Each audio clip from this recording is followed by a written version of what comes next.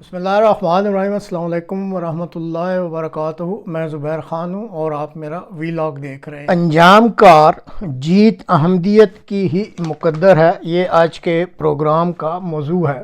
پاکستان میں عید الفطر کے موقع پر کئی جگہوں پر احمدی مسلمانوں کو نماز عید الفطر ادا کرنے نہیں دی گئی، اور اگر کہیں ادا کی بھی گئی اور شیطان صفت مولویوں کو خبر ہو گئی تو وہاں ہنگامے برپا کر دیے گئے۔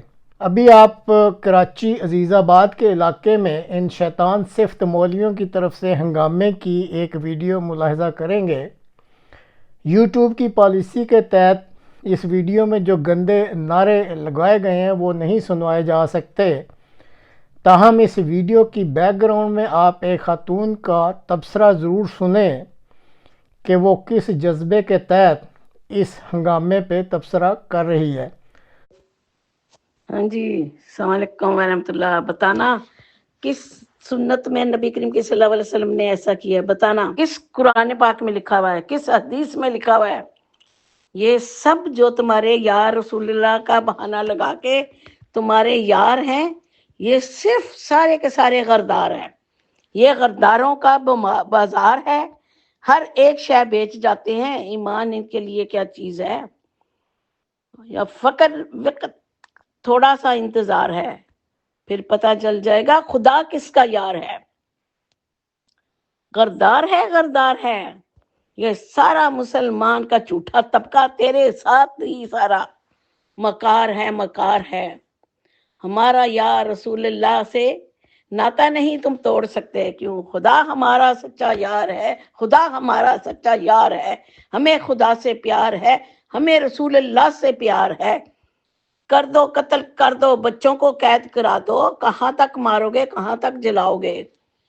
ایک دن خود یزید اور کفار مکہ کی طرح سڑ بجھ کے چلے جاؤ گے، کیوں کہ تم سارے مکار ہو، تم سارے مکار ہو، غردار ہو، غردار ہو۔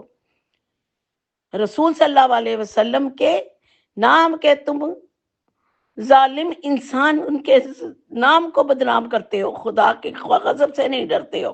لیکن انشاءاللہ جب خدا کی پکڑ آئے گی، ساری زمین و آسمان ہل جائے گی، پھر پتہ چلے گا ہم کس کے یار ہیں اور کون ہمارا یار ہے۔ ہمارا خدا ہے جو زندہ خدا ہے، جو ہمیشہ سے بولتا آیا ہے اور ہمیشہ سے بولتا رہے گا۔ ان قریب تم لوگوں کی انشاءاللہ ایسی ایسی پکڑ آئے گی، لگ پتہ جائے گا۔ اب آپ ایک اور ویڈیو دیکھیں گے جو کہ اونٹاریو کینیڈا کی ہے۔ اس میں آپ دیکھ سکتے ہیں کہ اس غیر مسلم ملک میں احمدی مسلمانوں کو نماز عید کے لیے کتنا پرسکون اور پرامن ماحول مہیا کیا گیا ہے۔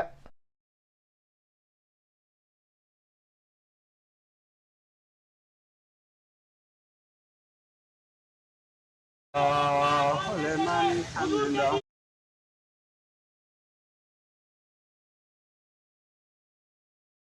الله أكبر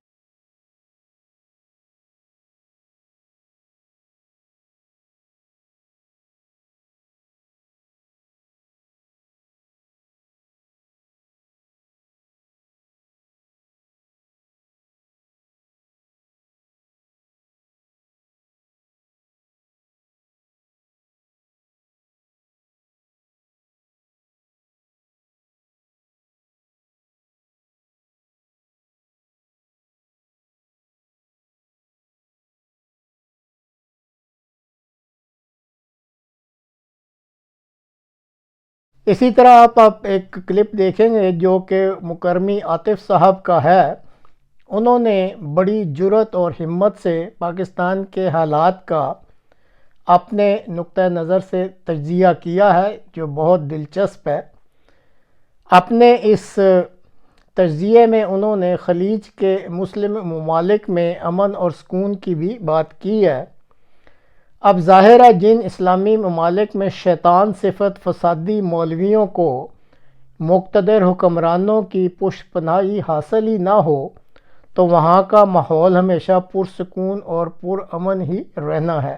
تو ملاحظہ کیجیے اب عاطف صاحب کا تجزیہ۔ میرا ایک دوست مجھ سے کہنے لگا کہ اپنی زندگی کا آدھا حصہ میں نے خلیج میں گزارا ہے، مطلب ایمریٹس میں، گلف کہہ لیں، اور اس پورے عرصے میں میری ایک بھی عاشق رسول سے ملاقات نہیں ہوئی، اور نہ ہی کسی مجاہد ختم نبوت سے، نہ ہی کوئی گدی نشین ملا، اور نہ ہی کوئی صاحب طریقت، رہبر شریعت، سگے مدینہ، اور نہ ہی کوئی تعمیر و ترقی کا ہیرو۔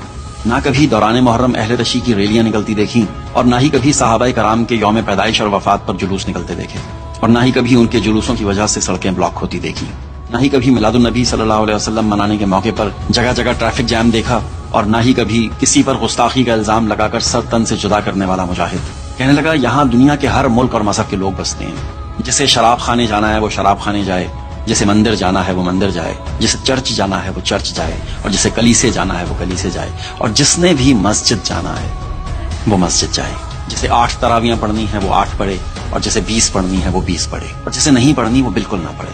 ان سب کے باوجود بھی یہاں اسلام کو کوئی خطرہ نہیں ہے۔ کہنے لگا جس ملک کے ہم رہنے والے ہیں وہاں مذہبی سیزن ختم ہوتے ہیں تو سیاسی سیزن شروع ہو جاتے ہیں، کبھی سیاسی پارٹیوں کے جلسے یا دھرنے تو کبھی مذہبی جماعتوں کے، کبھی ڈاکٹرز کا احتجاج تو کبھی اساتذہ کا، کبھی ربیع اول کے جلوس تو کبھی حسینی ماتم، رمضان آئے تو تراویاں پڑھنے کے بعد لاؤڈ سپیکر پورے محلے کو ثواب پہنچانے کی تلقین، ناموس رسالت کی ریلیاں اور کبھی تاجدار ختم نبوت کے جلسے تو کبھی سیاستدانوں کا پروٹوکول۔ عورتیں رکشے میں بچہ جن دیتی ہیں اور مریض تڑپ تڑپ کر ایمبولینس میں جان دے دیتا ہے، اور پھر کہتے ہیں کہ مر گیا، چلو اس کو شہید بولو اور دفنا دو۔ اللہ کے بندو، پہلے خود پر تو اسلام نافذ کرو، پھر پوری دنیا کے ٹھیکیدار بنو۔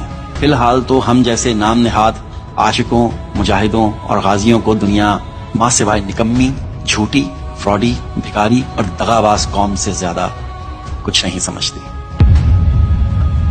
بات تلخ ہے اور آپ اس پہ اختلاف بھی کریں گے، میں جانتا ہوں، لیکن جو سچ ہے سچ ہے۔ ناظرین، اب آخر میں آپ مرد خدا یعنی احمدیہ مسلم جماعت کے موجودہ سربراہ حضرت مرزا مسرور احمد ایہ تعالیٰ بنصرہ العزیز کا ایک ویڈیو کلپ دیکھ لیں کہ وہ جماعت احمدیہ کے ممبران کو کیسے تسلی بھی دے رہے ہیں اور آئندہ کے لیے خوشخبری بھی سنا رہے ہیں۔ احمدیوں پر ظلموں کا سوال ہے اور اس کے توڑ کے لیے ہماری کوششیں ہیں، تو ہم نے اپنے معاملات جو ہیں خدا تعالیٰ کے سپرد کیے ہیں۔